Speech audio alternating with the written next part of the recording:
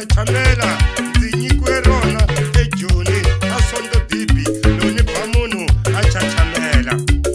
mani lo anga tlela la u ndzi swekele xivonele hi 1945 eka madlala eka mdavula hi yena a hamba a hi swekela swakudya loko hi vuya kuriseni na Butimagesi hi mani va mbona Butimagesi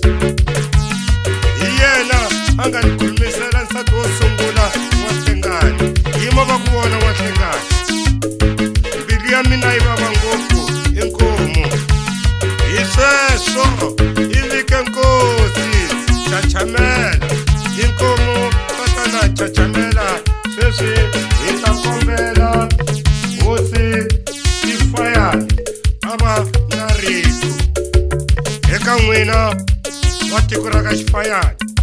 mi delela ngopfu mina ndelele lowukulu kusuka le a Dlokotla ku fika Maphungu u jika ka Xikayakaya i tiko ra ka Xifayani xifanyi wa kona loko va ku na Xifayani va vula mina se ndza hlamala namuntlha ku vuriwa ndhuna hi vafana na khomixini ya muxara a yi tile ku ta lavisisa vikosi bya ka Xifayani ne le community hall a hi yili ku ya tshama hi lavisisa ta vukosi bya ka Xifayani mina ni tshame kusuhani na primary ya Limpopo yena n'wagura Mahlodi se ndza hlamala namuntlha loko mu ku mina ni ndhuna a ndzi xihlangi loko mi ni langutisa ntetani I guess 1936 a ku na ntanga ya mina la ndzi sungule ku tshama a Joni hi 1950 eHolland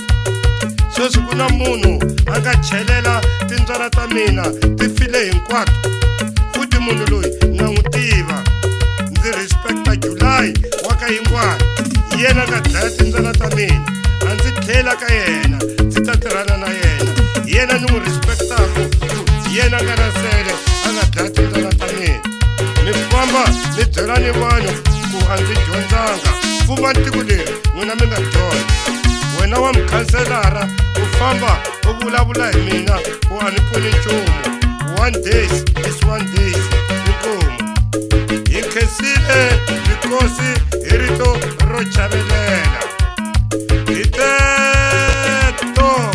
le le mikosini wo twa